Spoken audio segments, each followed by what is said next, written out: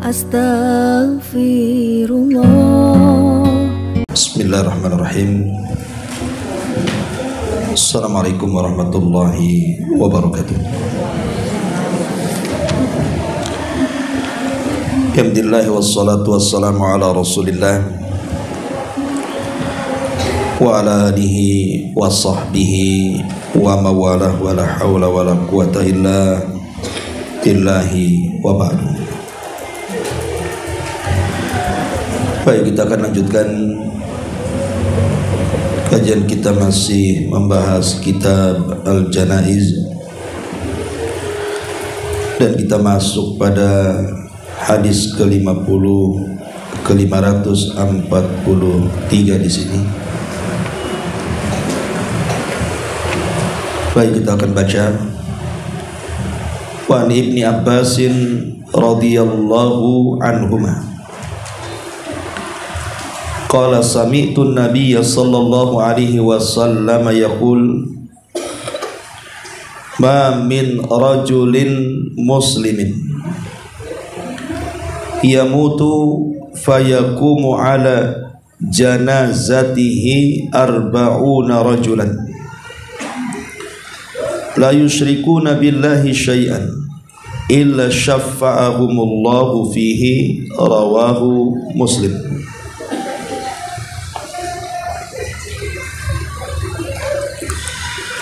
Dari sahabat Abdullah ibn Abbas radhiyallahu anhuma, seorang turjumanul Quran, beliau berkata,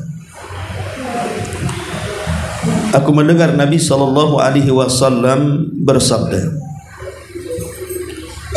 tidaklah seorang muslim meninggal dunia kemudian berdiri di atas jenazahnya 40 orang yang tidak menyekutukan Allah sedikit pun, maksudnya menyolatinya, kecuali Allah subhanahu wa ta'ala akan berikan syafaat kepada orang tersebut. Hadis ini dikeluarkan Al-Imam Muslim dalam Sahihnya. Baik, masyarul muslimat yang dimuliakan Allah subhanahu wa ta'ala, apa maksudnya hadis ini? Hadis ini maksudnya adalah keutamaan jenazah yang disolatkan oleh orang yang banyak, dengan syarat yang menyolatkannya ahli tauhid, tidak menyekutukan Allah dengan apapun. Kalau seorang jenazah disolatkan oleh orang banyak, di sini Nabi Shallallahu Alaihi Wasallam menyebutkan angkanya 40 orang, walaupun dalam riwayat disebutkan 100 orang, dan mereka tidak menyekutukan Allah subhanahu wa ta'ala kecuali Allah akan berikan syafaat. Lalu apa makna syafaat dalam hadis ini? Makna syafaat dalam hadis ini, sebagaimana disebutkan oleh para ulama, maksudnya adalah ad-du'a lil mayyiti birrahmati wal maghfirah. Maksudnya doa orang yang menyalati kepada orang yang mati itu dengan rahmat dan ampunan. Jadi orang yang salat ataupun menyolatkan orang yang sudah meninggal dunia sebanyak 40 orang yang tidak menyekutukan Allah sedikit pun, maka Allah akan berikan syafaat. Maksudnya Allah akan menurunkan rahmat kasih sayangnya kepada orang yang mati itu, dan juga akan memberikan ampunan akan dosa-dosanya.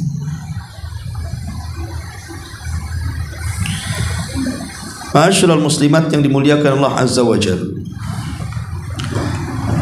Al-Imam Ibnul Qayyim rahimahullahu ta'ala, beliau mengatakan, fahadha maqsudus salati 'alal mayyit wa huwa ad-du'a lahu wal istighfar wasyafa'atu fi. Maksudnya di sini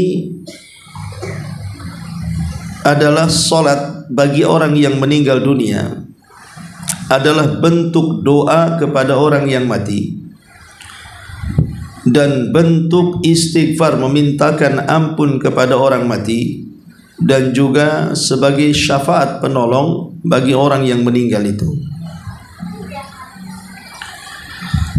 Sebagaimana disebutkan juga Imam Al-Mubarakfuri, beliau mengatakan dalam hadis ini, istihbabu takthiri jama'atil janazati, sangat dianjurkan sekali banyaknya jemaah yang menyolatkan jenazah. Wa yutlabu bulughuhum ila hadzal adadi alladhi yakunu min mujibatil fauzi, dan sangat dituntut jumlah orang yang menyalatkan sebagaimana yang dicantumkan dalam hadis ini, 40 orang. Karena hal itulah, kata beliau, salah satu penyebab selamatnya orang yang meninggal itu. Ada juga yang mengatakan maksudnya syafaat di sini adalah qabulud doa, diterimanya doa man shallal janazata 'alal mayyit, bagi orang yang salat jenazah terhadap orang yang sudah meninggal. Wa fadlullahi wasi, dan karunia Allah itu sangat luas sekali.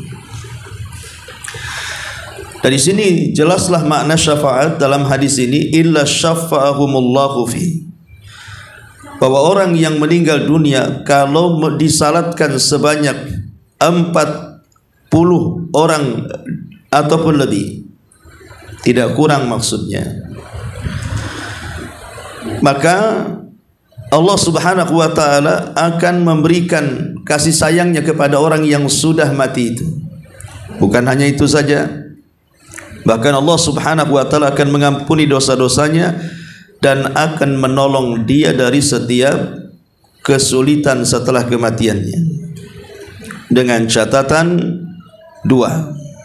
Pertama, an yakunu syafi'ina fihi ay mukhlisina lahu du'a sa'ilina lahul maghfirah, dengan catatan orang yang memberikan syafaat atau pertolongan itu maksudnya adalah orang-orang yang menyalatkan dengan penuh keikhlasan saat doa dan meminta ampunan akan dosa-dosa orang yang sedang disolatkannya.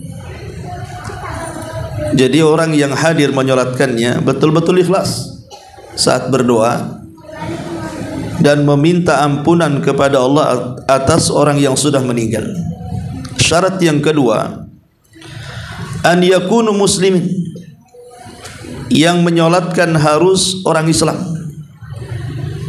dan orang Islam pun laisa fihim man yusyriku billahi syai'an, di mana orang Islam juga mereka tidak melakukan kesyirikan sedikit pun kepada Allah Azza wa Jalla.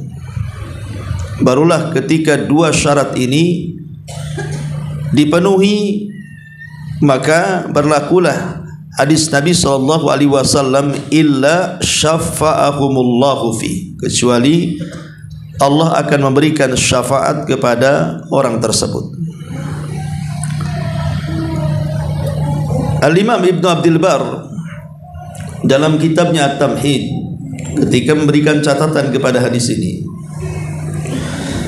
beliau mengatakan syuhudul janaizi ajrun wa taqwa babirun, menyaksikan orang yang meninggal itu adalah sebuah pahala, bahkan bentuk ketakwaan dan kebaikan. Makanya satu hari Abdullah ibn Umar radhiyallahu anhuma pernah dia menyalatkan jenazah. Habis menyalatkan jenazah langsung balik, tidak ikut menguburkannya. Maka ditegur oleh salah seorang sahabat dan mengatakan, kenapa engkau tidak ikut menguburkannya? Bukankah Abu Hurairah radhiyallahu an, bahkan Ummul Mukminin Aisyah radhiyallahu anha, keduanya mendengar hadis Nabi SAW, siapa yang menyolatkan jenazah dia dapat pahala 1 qirat. 1 qirat itu sebesar gunung Uhud berupa pahala. Dan siapa yang sampai ikut menguburkannya, maka dia dapat 2 qirat, dapat pahala 2 gunung Uhud. Maka Abdullah ibn Umar radhiyallahu anhuma kaget, kemudian ingin memastikan kabar itu. Diutusnya pembantunya namanya Khabbab. Maka datanglah Khabbab menemui Ummul Mukminin Aisyah radhiyallahu anha. Benarkah dia dan Abu Hurairah mendengar hadis itu dari Nabi SAW? Maka kata Aisyah radhiyallahu anha, telah benar ucapan Abu Hurairah, karena aku juga mendengar langsung dari Nabi. Maka Khabbab segera balik melaporkan hal itu kepada Ibnu Umar. Apa kata Ibnu Umar? Dhayya'na laqad dhayya'na al-qararid. Sambil dia memegang kerikil seolah-olah ada penyesalan. Sungguh aku sudah menyia-nyiakan pahala 2 gunung Uhud selama ini. Maka setelah itu Ibnu Umar radhiyallahu anhuma, kalau ada orang meninggal bukan hanya ikut menyolatkan, bahkan sampai menguburkan. Dari sini kita tahu bahwa begitulah semangat para sahabat kalau mendengar pahala. Makanya di sini kata Imam Ibnu Abdul Bar, menyaksikan orang meninggal itu sebuah pahala besar, bahkan bentuk ketakwaan dan kebaikan. Bahkan lebih daripada itu, idkhalul ajri ala syahidi wa alal mutawaffa, bahkan memasukkan pahala baik kepada orang yang menyaksikan ataupun kepada orang yang meninggal. Orang yang menyaksikan dengan menyolatkan dan menguburkan dapat 2 pahala yang berbentuk qirat 1 gunung Uhud.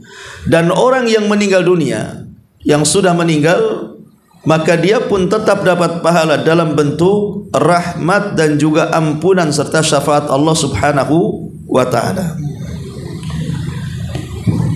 Ma'asyiral muslimat yang dimuliakan Allah Subhanahu wa taala, Abdullah ibn Abbas radhiyallahu anhuma saat meninggal putranya di daerah Asfan, maka dia mengatakan kepada Quraib dan mengatakan, ya Quraib, undur majtama'a lahu minan nas. Sebaiknya kau lihat orang-orang yang menyaksikan jenazah putraku, sudah berapa jumlah mereka. Kemudian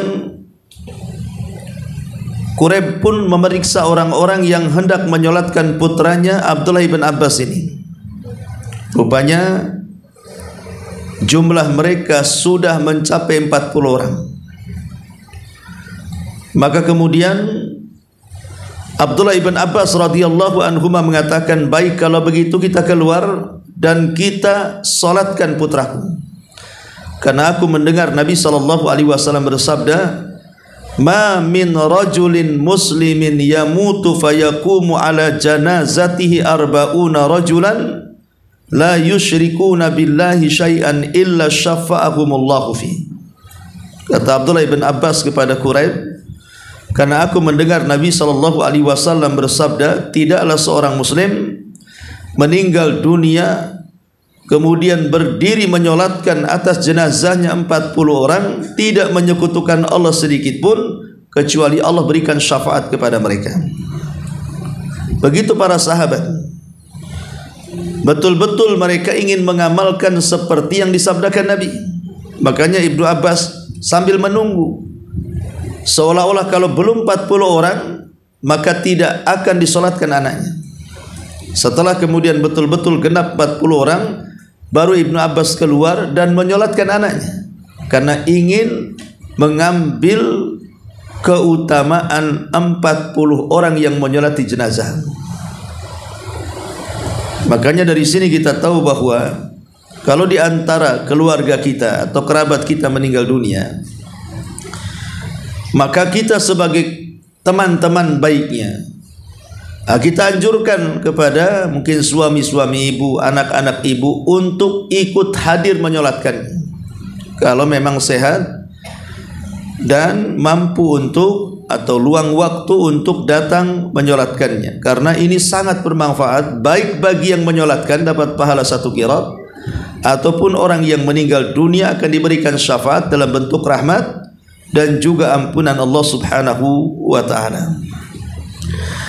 Ma'asyiral muslimat yang dimuliakan Allah Subhanahu wa ta'ala, Syekhul Islam Ibn Taimiyah rahimahullahu ta'ala, beliau mengatakan, doaul mu'minina lil mu'minin, doa orang-orang yang beriman kepada orang yang beriman, seperti solat-solat mereka dalam jenazah, maka itu sangat bermanfaat bagi si mayat. Jadi sangat bermanfaat lagi bagi si mayat, karena kalau orang yang sudah meninggal dunia, mereka kan tidak mungkin melakukan sebuah amalan, yang ada hanya hisab yang menunggunya. Maka kita sebagai orang hiduplah yang menolong saudara kita agar memintakan ampun kepada Allah Azza wa Jal, agar Allah menurunkan rahmat dan ampunannya. Pertanyaannya, bagaimana kalau seandainya jumlahnya tidak sampai 40 orang? Kita sudah berusaha menyebarkan di grup-grup WhatsApp supaya datang menyolatkannya, bahkan mencari momen terbaik, mungkin setelah sholat wajib di masjid, biar banyak orang yang menyolatkannya. Tapi juga qadar Allah, yang datang tidak sebanyak itu. Apa yang harus dilakukan? Dalam sebuah hadis dari Marthad ibn Abdullah al-Yazani, dia mengatakan, kana Malik ibn Hubairah, wa Malik ibn Hubairah minas sahabah, adalah Malik ibn Hubairah dan dia seorang sahabat Nabi. Idza shalla 'alal janazah, kalau dia salat kepada jenazah yang sudah meninggal, fataqala an-nasu 'alaiha, sementara manusia tidak terlalu banyak yang datang, artinya kurang dari 40 orang, maka disebutkan yaqulu jazaahum 'alaiha thalathata ajza, maka dia meminta jamaah yang hadir untuk membuat saf sebanyak 3 saf ke belakang. Ini umpamanya hanya 6 orang, 5 orang, maka buat 3 saf ke belakang. Kemudian summa qala, kemudian dia mengatakan, maksudnya Malik ibn Hubairah mengutip sabda Nabi sallallahu alaihi wasallam, man shalla alaihi thalathata sufufin faqad aujaba, barang siapa yang salat kepada jenazah yang sudah meninggal dengan merangkai 3 saf minimalnya, faqad aujaba, maka sungguh dia telah wajib. Apa maksudnya? Ada yang mengatakan aujabalahul maghfirah, maksudnya wajib dia mendapatkan ampunan. Ada yang mengatakan aujabalahul jannah, wajib dia mendapatkan surga. Aujabalahur rahmah, wajib dia mendapatkan rahmat. Dari sini kita pahami, maka kalau kita sudah berusaha mencari orang untuk menyolati keluarga kita, tapi Allah takdirkan memang tidak banyak yang datang, maka supaya tidak luput keutamaan orang yang menyolatkan, maka Nabi SAW berikan solusi dengan cara apa? Membuat 3 saf. Anggaplah yang menyolati 4 orang, ya sudah buat 3 saf, 2 di depan, 1 di belakang, 1 di belakang lagi, kan begitu, supaya lengkap menjadi 3 saf. Atau yang datang cuma 3 orang, 4 orang dengan imam, maka sama dibuat 3 saf, 1 di depan, belakangnya lagi 1, belakangnya lagi 1, supaya mendapatkan keutamaan hadis ini. Itu kalau seandainya jamaah yang datang kurang daripada 40 orang. Ma'asyiral muslimat yang dimuliakan Allah Subhanahu wa taala. Lah tentu manfaat ibadah bagi orang yang meninggal ini bukan hanya sekedar solat saja, tetapi juga ada beberapa amalan-amalan selain daripada ini yang sangat bermanfaat bagi orang yang sudah meninggal. Apa saja? Di antaranya adalah doa dan istighfar. Berdoa dan istighfar. Pamannya mungkin yang laki-laki yang menguburkan sampai di kuburan, maka sangat dianjurkan sebelum pulang, kalau dia tidak sempat kemudian ikut menguburkan, memegang cangkul, sekop dan yang semacamnya untuk ikut menguburkan, hanya bisa menyaksikan saja, maka sangat dianjurkan sebelum pulang ambil sekepal tanah atau 3 kepalan tanah, kemudian diletakkan di atas kuburannya, kemudian menghadap kiblat dan mendoakan 2 perkara. Pertama, doakan agar dia mampu menjawab pertanyaan mungkar dan nakir supaya selamat dari fitnah kubur. Yang kedua, doakan rahmat dan ampunan. Setelah itu baru balik. Jadi bukannya sekadar menyaksikan dari kejauhan selesai kemudian pulang, tidak. Sangat dianjurkan mendatangi kuburannya, ambil 3 kepal tanah, kemudian menghadap kiblat, kemudian mendoakan 2 perkara. Allahumma tsabbithu, ya Allah tetapkan jawabannya. Allahumma ighfir lahu warhamhu, ya Allah ampuni dan rahmati orang yang mati ini. Dan itu sangat bermanfaat bagi si mati. Adapun manfaat bagi orang hidup apa? Ya, manfaat bagi orang hidup yang ada di kuburan tentunya adalah diingatkan dengan kematian. Kemudian yang kedua adalah sedekah jariyah, sedekah yang mengalir, baik oleh si mati saat hidupnya, dia bersedekah dalam bentuk wakaf umpamanya, baik wakaf tanah untuk masjid, wakaf bangunan, wakaf Al-Quran, terserah, intinya wakaf. Atau bagi orang yang hidup dari keluarganya, menyedekahkan hartanya diniatkan untuk orang mati, maka dua-duanya sangat bermanfaat bagi si mati. Atau yang ketiga, amal soleh. Amal soleh baik si mati sebelum matinya, dia banyak melakukan amal soleh, atau orang yang hidup dia melakukan banyak amal saleh seperti mamanya anaknya karena didikan orang tuanya, dia pun banyak melakukan amal saleh, maka ini sangat bermanfaat bagi orang yang mati juga. Termasuk juga syafaat kaum muslimin yang disebutkan dalam hadis ini, menyolatkan orang yang meninggal, kemudian mendoakan dengan doa yang terbaik untuk si mayat dengan keikhlasan dan penuh dengan tauhid, maka itu juga sebab Allah turunkan rahmat dan ampunan. Ma'asyiral muslimat yang dimuliakan Allah Subhanahu wa taala. Adapun si mayat sendiri, kalau tanpa bantuan orang lain untuk menyelamatkannya setelah kematiannya, maka dia pun akan selamat ketika semasa hidupnya dia sabar dalam menghadapi musibah. Karena sabar dalam menghadapi musibah, mungkin semasa hidupnya si mati ini betul-betul penyabar. Dikasih penyakit dia sabar, dikasih ujian ekonomi dia sabar, pokoknya setiap ujian dari Allah dia sabar. Kemudian dia meninggal dunia, maka sabarnya akan berujung kebaikan bagi kehidupan setelah kematiannya, karena itu sebab diampuni dosa-dosanya. Ataupun yang kedua, disebabkan fitnah kubur.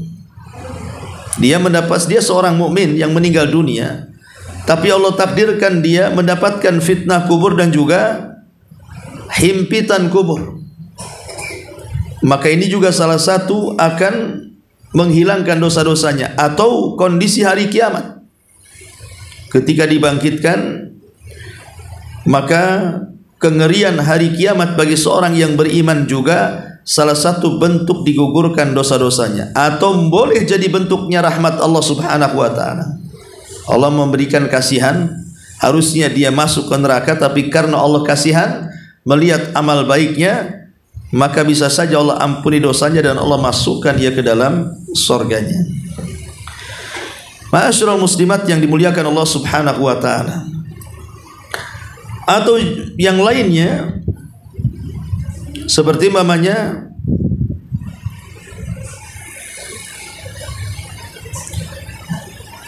selain daripada rahmat Allah Subhanahu wa taala dan juga syafaatnya,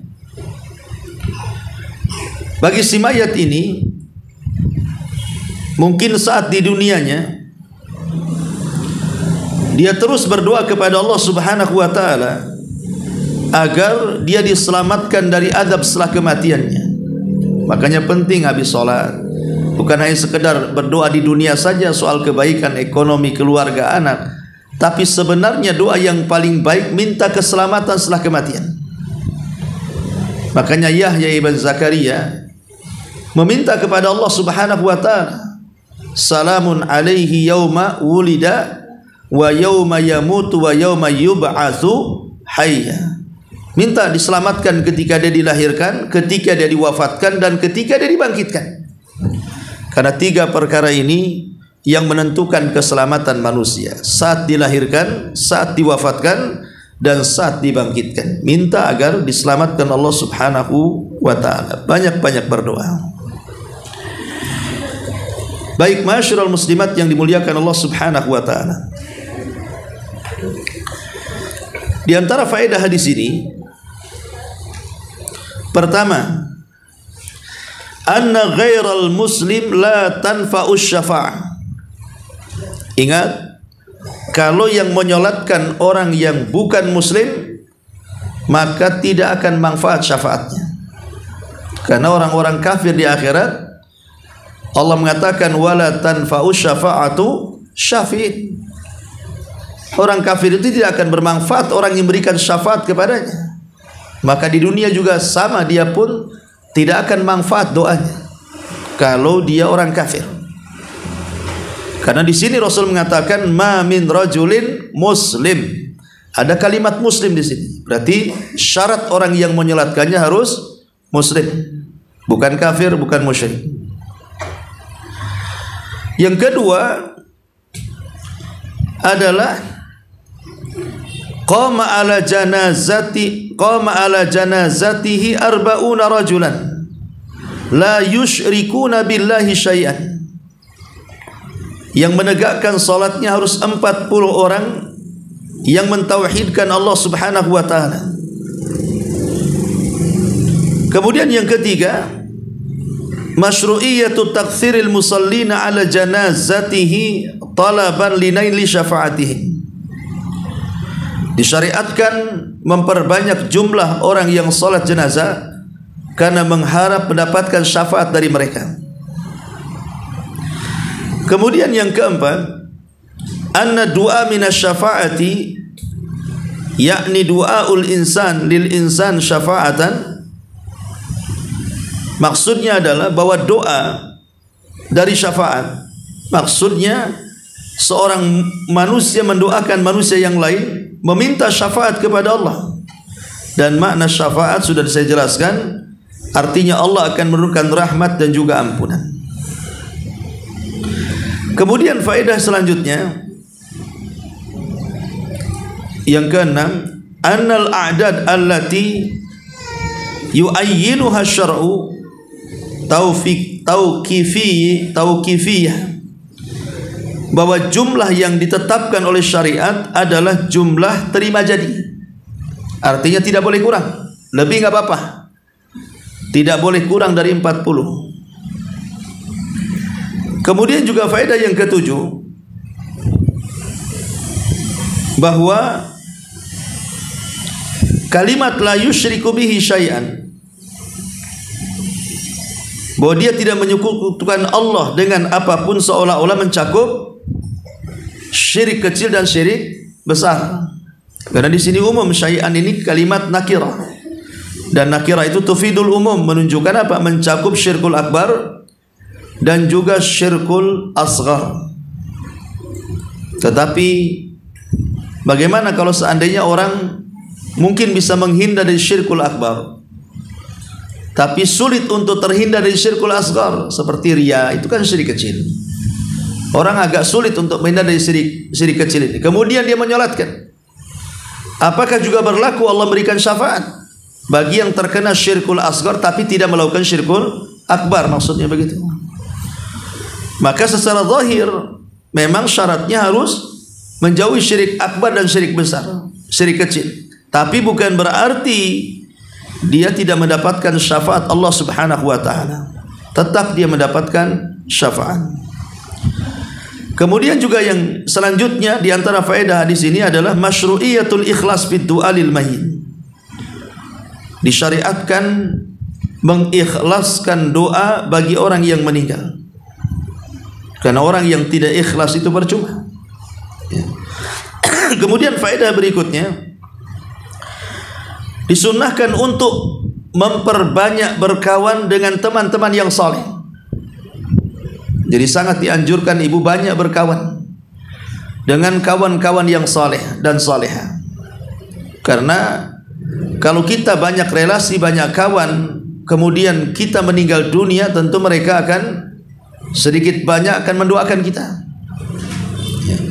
Apalagi bukan hanya sekedar itu, kita menjadi orang baik di tengah-tengah teman-teman kita, tetangga-tetangga kita, suka nolong, suka bantu, umpamanya kan, suka mendakwahi, menasihati, sehingga kehilangannya itu membuat sedih yang lainnya. Akhirnya mereka pun karena melihat jasa kebaikan semasa hidupnya, mau tidak mau akhirnya dia mendoakan kebaikan.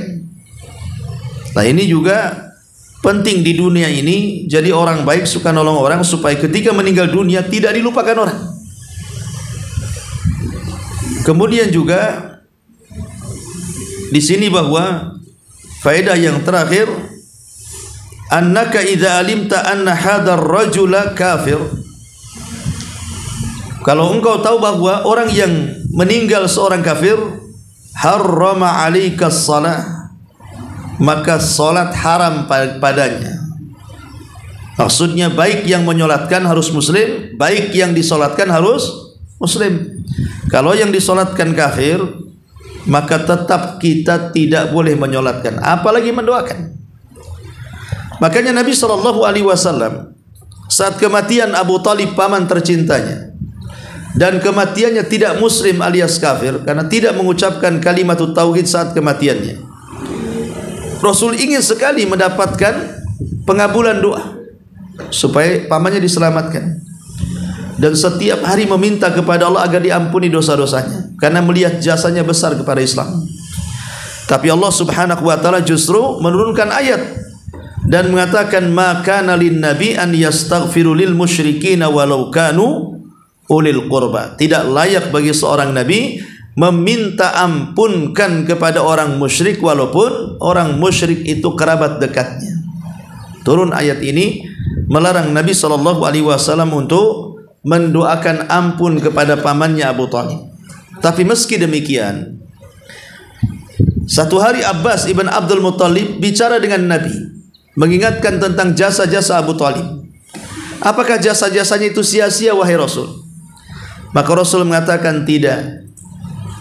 Dia akan selamat dari ombak gulungan neraka, tapi tidak selamat dari sandal neraka. Artinya dia diringankan azabnya, tidak tenggelam dengan neraka, tapi nerakanya hanya sampai di tumitnya saja. Tapi itu sudah cukup mendidihkan kepalanya. Itulah satu-satunya orang kafir yang mendapatkan keringanan azab di akhirat. Ma'asyiral muslimat yang dimuliakan Allah Subhanahu wa taala, inilah di antara faedah daripada hadis ini. Baik, kita akan baca sedikit syarahnya dari hadis ini. Qala An-Nawawi, berkata Imam Nawawi rahimahullahu taala, wa fi hadits akhar, dalam hadis yang lain, salasata sufuf, dibentuk dengan 3 saf. Kemudian kata beliau, maksudnya 3 saf kalau memang tadi tidak memenuhi kuota 40 orang, maka boleh dengan cara menggunakan 3 saf ini. Tetapi apakah kemudian 3 saf ini juga keutamaannya sama dengan 40 orang yang menyolati?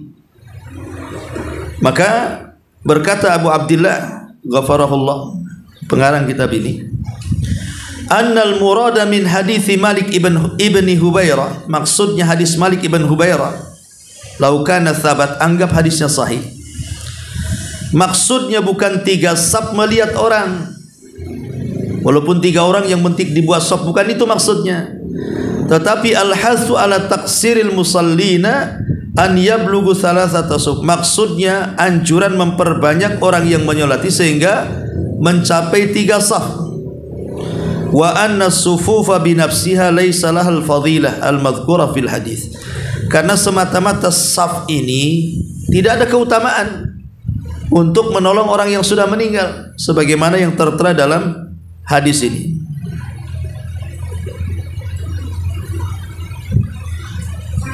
Intinya bahwa terjadi silang pendapat tentang masalah ini.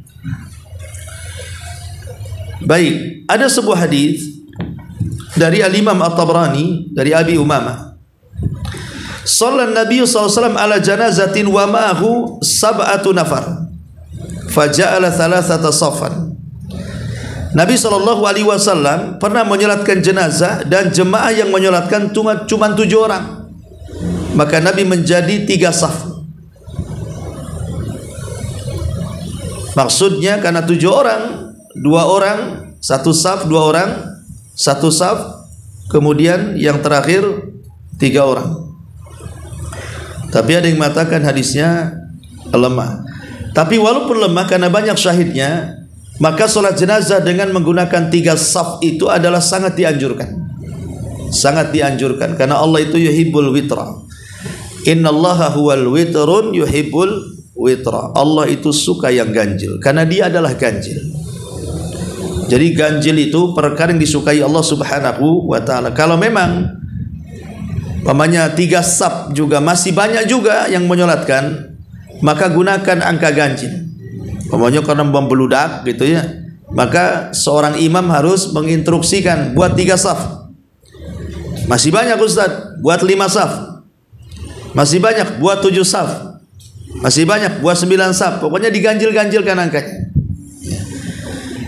Ya, sebagaimana juga kain kafan bagi si mayat juga ganjil. Kalau kurang 3 tambah 5. Kalau kurang 5 tambah 7. Itu maksudnya ya. Bukan berarti yang genap tidak boleh-boleh, cuman sangat dianjurkan dengan cara diganjilkan. Kalau seandainya orang yang menyolatkan jenazah dibuat 4 saf ya sah saja gitu ya. Cuman sangat dianjurkan kalau dibentuk 3 saf dalam salat. Wallahu alam, ini diantara keterangan hadis Abdullah ibn Abbas radhiyallahu anhuma. Baik, sampai di sini aja, satu hadis saja. Sebelum saya tutup, silakan kalau ada yang bertanya.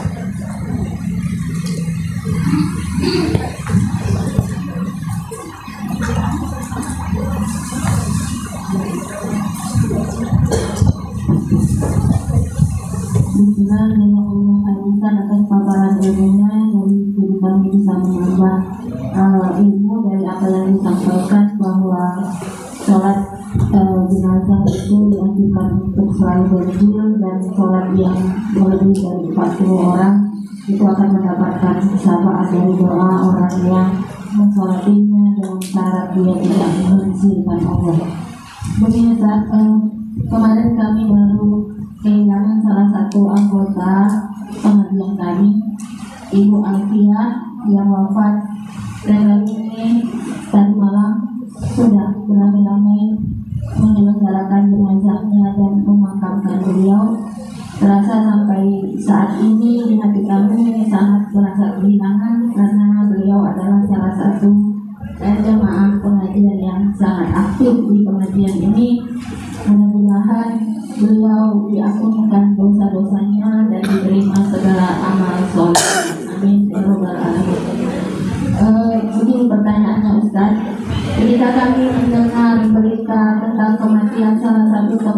sahabat, hati kami itu menjadi sedih besar, sedih dengan kehilangan dan merasakan bahwa ternyata kematian itu sangat dekat dan tidak memberikan tanda-tanda bahwa kematian itu selalu datang. Tapi hal itu dengan seiring berjalannya waktu, kita selalu lupa Ustaz, selalu lupa dengan kematian. Itu apa yang menyebabkan kita selalu lalai dengan kematian? Apakah harus kita diingatkan lagi dengan cara dengan adanya kematian dari keluarga atau teman? Ataukah ada cara lain agar kami bisa kembali menyadari bahwa kematian itu sangat dekat? Ya, alhamdulillah. Ya, pertama tetap kita sebagai seorang muslim, kewajiban kepada muslim yang lainnya kita mendoakan yang terbaik, baik ketika masa hidupnya atau setelah meninggalnya. Termasuk salah satunya meninggalnya saudara kita Bu Alfia. Ya, kita harus sama-sama mendoakan supaya Allah menerima amalannya, mengampuni dosa-dosanya, dan diberikan ketetapan saat datang malaikat mungkar dan nakir bertanya soal 3 hal: siapa Rabbmu, siapa nabimu, dan apa agamamu. Itu sudah kewajiban kita mendoakan saudara kita. Yang kedua, ingat apa yang dikatakan oleh Handalah. Handalah adalah seorang sahabat yang dibesarkan para malaikat. Walaupun bapaknya tokoh munafik, bahkan bapaknya lah yang pendiri Masjid Dirar yang dibakar Nabi SAW karena masjid itu digunakan untuk menyebar kekufuran, perpecahan, dan pengintaian kepada kaum muslimin, dan bapaknya berakhir dengan pindah agama menjadi Nasrani. Tetapi Allah Subhanahu wa taala takdirkan walaupun bapaknya seperti itu, tapi melahirkan anak yang luar biasa, namanya Handalah, yang disebut dengan Ghasilul Malaika, sahabat yang dibesarkan para malaikat. Karena saat jihad dia lupa belum mandi junub, kemudian langsung terjun ke peperangan dan mati syahid. Maka malaikat berbondong-bondong ingin memandi besarkan sahabat ini, maka disebut Ghasilul Malaika. Semasa hidupnya Handalah ini datang menemui Abu Bakar Siddiq radhiyallahu anhu dan mengatakan, wahai Abu Bakar, apakah saya ini munafik? Kata Abu Bakar, kenapa dengan engkau wahai Handalah? Maka Handalah mengatakan, kami kalau sedang duduk-duduk di majelis Nabi, Nabi menceritakan soal neraka. Artinya soal kematian. Kalau sudah neraka kan artinya bicara soal kematian. Karena tidak mungkin orang masuk neraka kalau nggak mati. Seolah-olah neraka itu ada di pelupuk mataku, seolah-olah nyata di hadapanku itu ada neraka, sehingga kami ketakutan. Tetapi kalau sudah kami keluar dari majelis Nabi, seolah-olah neraka itu hanya dongeng Nabi saja, seolah-olah enggak kenyataan. Apa saya munafik punya perasaan seperti itu? Maka Abu Bakar mengatakan, apa yang kau rasakan juga sama ku rasakan. Bagaimana kalau kita bertanya kepada Nabi? Maka berangkatlah Abu Bakar dan Handalah menuju Nabi SAW, kemudian bertanya soal perasaan itu. Persis yang tadi Ummu Reza tanyakan. Kalau hari ini kita mendengar ada saudara kita meninggal, bahkan kita juga menyaksikannya, terkadang sehari 2 hari kita masih ingat, jangan-jangan besok kita. Tapi seiringnya waktu sudah tidak ada lagi berita kematian, kadang lalai seolah-olah kita tidak akan mati. Itulah perasaan yang dirasakan Handalah. Lah, apakah perasaan itu dianggap perasaan orang yang terkena sifat nifaq? Sekali-kali ingat, sekali-kali lupa. Maka Nabi SAW menasihatkan Handalah soal perasaan itu. Kata Nabi SAW, tidak wahai Handalah, perasaan itu bukan perasaan munafik. Tetapi ya Handalah, walakin sa'atan sa'ah.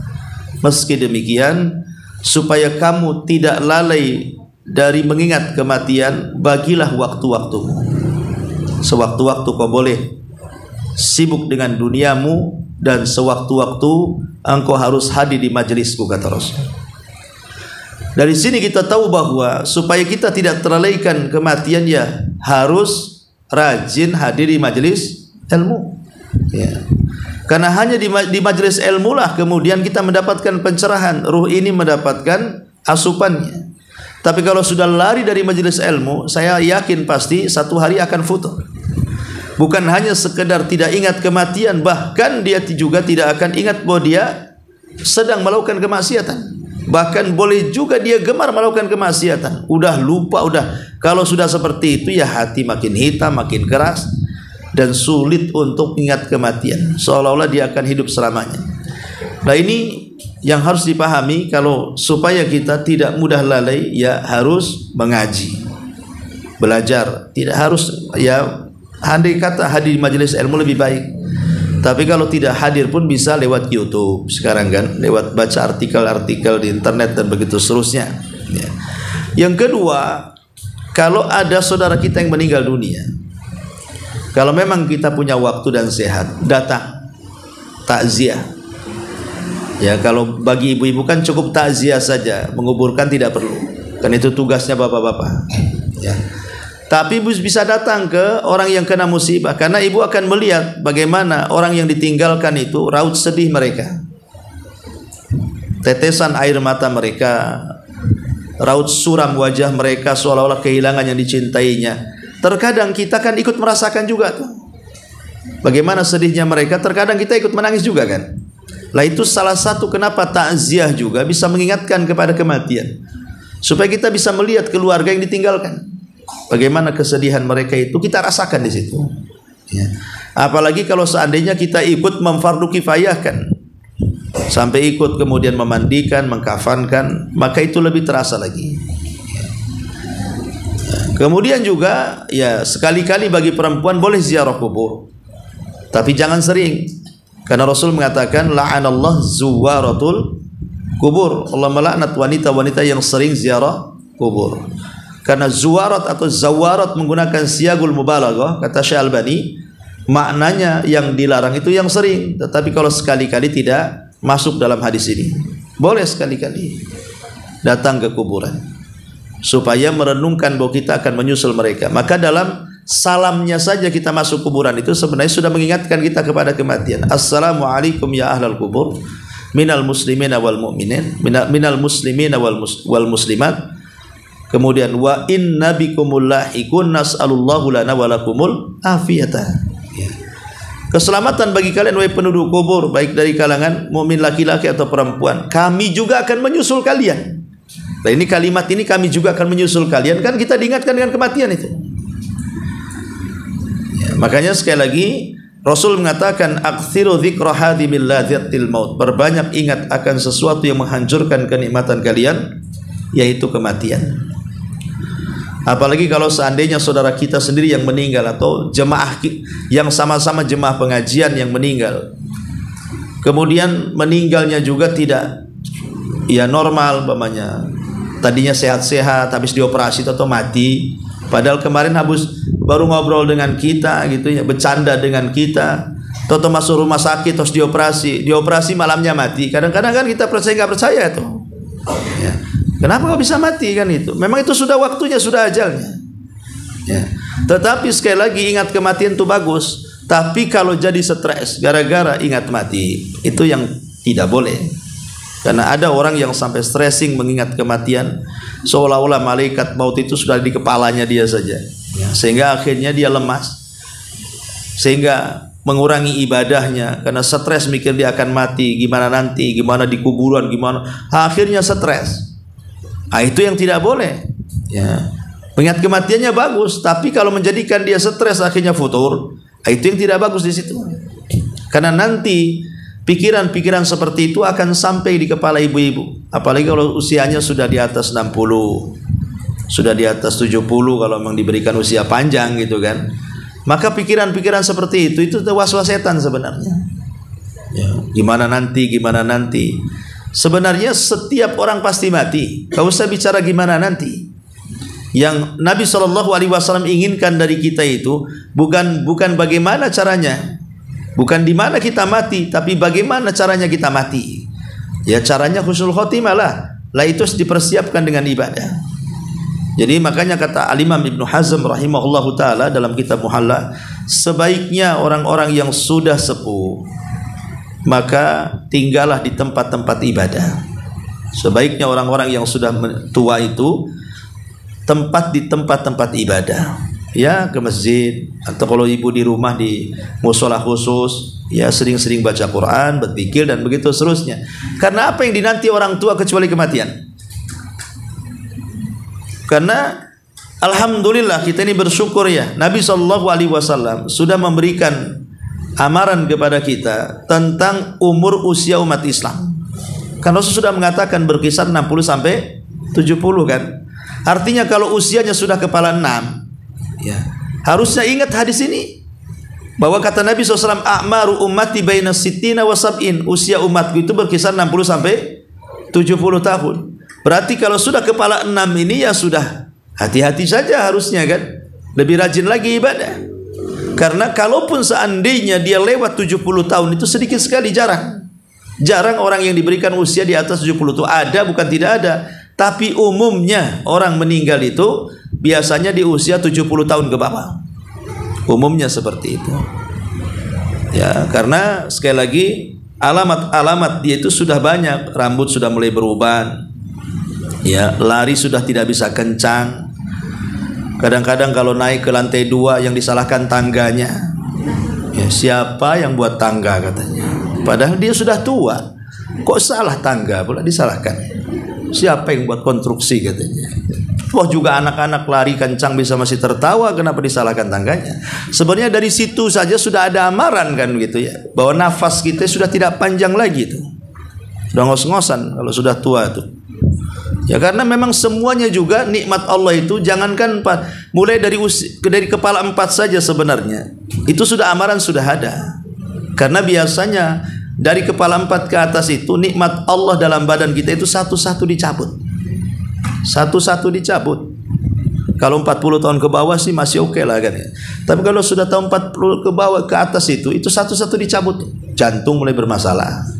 Paru-paru mulai bermasalah, ginjal mulai bermasalah, dan begitu seterusnya. Jadi amaran-amaran itu sudah ada sebenarnya. Cuman kadang-kadang setan itu datang melupakan kita, seolah-olah kita ini sehat-sehat, gak akan mati, sehingga dilupakan ingat akan kematian. Wallahu a'lam. Iya. Saya izin membacakan pertanyaan Ustaz dari jamaah. Pertanyaannya gini, assalamualaikum Ustaz, warahmatullahi. Semoga Allah selalu melindungi Ustaz dan keluarga, amin. Di Ustaz, di kampung anak itu ada sebuah tradisi ketika yang mensolatkan jenazah itu sampai 40 orang. Kemudian keluarga si mayit itu memberikan amplop. Ketika saya sempat bertanya itu tujuannya untuk apa? Ini sedekah karena sudah mensolatkan anggota keluarga kami melebihi dari 40 orang. Jadi setiap orang yang hadir salat itu diberi uang gitu. Itu gimana hukumnya? Itu yang ditanyakan. Ya, alhamdulillah. Ya, kalau dia mau ingin berbuat baik sih tidak ada masalah. Tetapi bagi yang menyolatkan, kalau dia sadar, sebaiknya ditolak. Sebaiknya ditolak. Karena kedatangan mereka itu murni untuk mendapatkan pahala, bukan untuk mendapatkan amplop. Sebab kalau kebiasaan dibuat seperti itu, nanti banyak yang menyolatkan di situ, tujuannya sudah tidak ikhlas lagi. Kalau ada jenazah orang kaya, ayo kita ke sana, pasti amplopnya besar. Ya kan, jadi ikhlas. Cemana dia akan dapat syafaat orang si mati? Syaratnya harus ikhlas. Jadi sekali lagi, ya kalaupun memang si mayat ini orang baik, karena dia kaya raya banyak duitnya, kemudian ingin bersedekah kepada orang yang menyolatkan keluarganya, ya tidak ada masalah secara hukum. Itu baik-baik saja. Apalagi sedekahnya itu di antara jemaah yang menyolatkan itu banyak-banyak orang miskin, orang fakir, yaitu salah satu bentuk amalan sedekah yang kalau ikhlas akan sampai kepada orang yang meninggal. Umpamanya seorang istri tinggal mati suaminya, dapat harta banyak kan gitu. Akhirnya kemudian dia ingin anak-anak pesantren datang menyolatkan suaminya, habis itu dikasih amplop masing-masing, ya tidak ada masalah. secara hukum, dan itu kalau ikhlas ya insya Allah dapat kebaikan. Tapi bagi orang yang menyolatkan sebaiknya tidak diterima gitu maksudnya, karena dikhawatirkan akan menggoncang keikhlasannya. Nanti kalau ada keluarga dia lagi yang meninggal, berbondong-bondong datang, karena amplop yang memang mereka sudah terima dulu waktu mungkin suaminya meninggal, sekarang anaknya atau keluarganya. Nah itu kan bisa memicu ketidakikhlasan. Apalagi kalau seandainya orang yang ditinggalkan itu orang miskin, yang harusnya kita membantu malah merepotkan. Bukankah Rasul mengatakan kepada para sahabat, isna'u ila li ali Ja'far ta'aman, buatlah oleh kalian bagi keluarga Ja'far itu makanan. Artinya kita yang membantu orang yang meninggal, yang korban ataupun keluarga yang ditinggal meninggal, bantu mereka. Mereka sedang kesusahan hati ya, dan juga kesusahan harta, apalagi mereka orang susah gitu ya. Maka salah satu takziah itu yang bagus, adat istiadat di kampung-kampung itu biasanya kan mereka bawa beras, bawa uang, bawa rantang, bawa apa kan di kampung-kampung kan gitu ya. Ya, jadi kalau orang meninggal itu kasih beras banyak-banyak, sehingga ketika dia sudah hilang kesedihannya, kalau dia orang susah adalah yang dimakan dia. Umpamanya yang meninggal orang yang menopang hidupnya. Jadi sangat membantu tradisi baik seperti ini. Ya. Wallahu a'lam. Baik, di sini ada pertanyaan di YouTube ini. Bentar saya baca di YouTube dulu ini. Afwan Ustaz, kalau air mata kita menetes di mayat, apakah akan memberatkan siksa si mayat? Iya, alhamdulillah. Kalau maksudnya tetesan air mata di sini artinya niyaha, maka iya akan sangat menyakitkan hati si mayat. Kalau tetesan air mata ini gara-gara niyaha.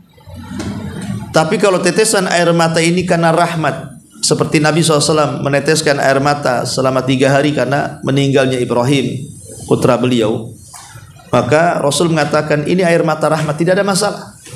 Yang namanya orang ditinggal mati, ya pasti sedih lah. Apalagi orang yang ditinggal ini memang orang yang dicintainya, suaminya, istrinya, anaknya, orang tuanya. Siapa yang tidak menangis kan begitu ya?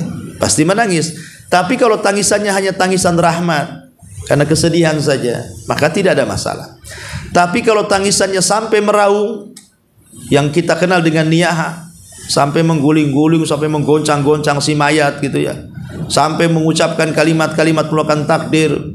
Kalau kau mati siapa yang ngasih anakmu makan? Kalau kau mati gimana aku hidupnya? Nah, itu kan sudah nolak-nolak takdir kan, kalau udah kalimat-kalimat seperti itu. Nah, itu yang menyakitkan si mayat kalau matinya, kalau tangisannya sampai dalam bentuk niyaha. Wallahu a'lam. Iya, silakan. Assalamualaikum Ustaz. Waalaikumsalam. Izin bertanya. Iya. Tadi Ustaz bilang kan kalau ada yang meninggal dunia kita disyariatkan untuk menyolati dan mengantar ke kuburan. Iya. Nah itu apakah berlaku juga untuk para perempuan atau hanya untuk laki-laki saja? Terima kasih. Kalau menyolatkan itu umum, laki-laki dan perempuan sangat dianjurkan sama hukumnya. Kalau khusus menguburkan, ada hadis Ummu Salamah yang melarang wanita-wanita untuk ikut menguburkan. Kenapa?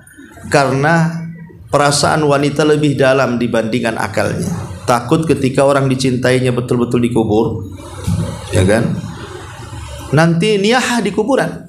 Dan itu sudah banyak jerit-jerit di kuburan. Saya melihat orang yang melihat suaminya dikubur, tiba-tiba jerit-jerit istrinya di kuburan. Itu kan gak pantas. Makanya ulama mengatakan sekalipun tidak haram hukumnya, tapi makruh. Makruh wanita yang ikut mengantarkan ke kuburan. Cukuplah wanita di rumah saja. Nanti saja kalau sudah kesedihannya sudah mulai hilang, sudah mulai tenang, entah sebulan setelahnya, 2 bulan setelahnya, baru kita ziarah kubur gitu maksudnya. Ya, wallahu a'lam. Iya. Tadi yang Ustaz bilang 40 orang itu termasuk yang menjelaskan perempuan. Iya, karena di sini tidak rajul itu kan nakirah. Kalau disebut laki-laki berarti masuk perempuan. Dalam bahasa Arab seperti itu. Makanya ibu kalau mengucapkan assalamualaikum, itu kan untuk laki-laki. Tapi kan umum ibu bilang assalamualaikum. Kum itu kan laki-laki, harusnya kunna. Harusnya assalamualaikum kan gitu ya. Tapi kan umum assalamualaikum. Karena dalam bahasa Arab kalau disebut laki-laki masuk perempuan. Tapi kalau disebut perempuan laki-laki enggak masuk. Wallahu a'lam.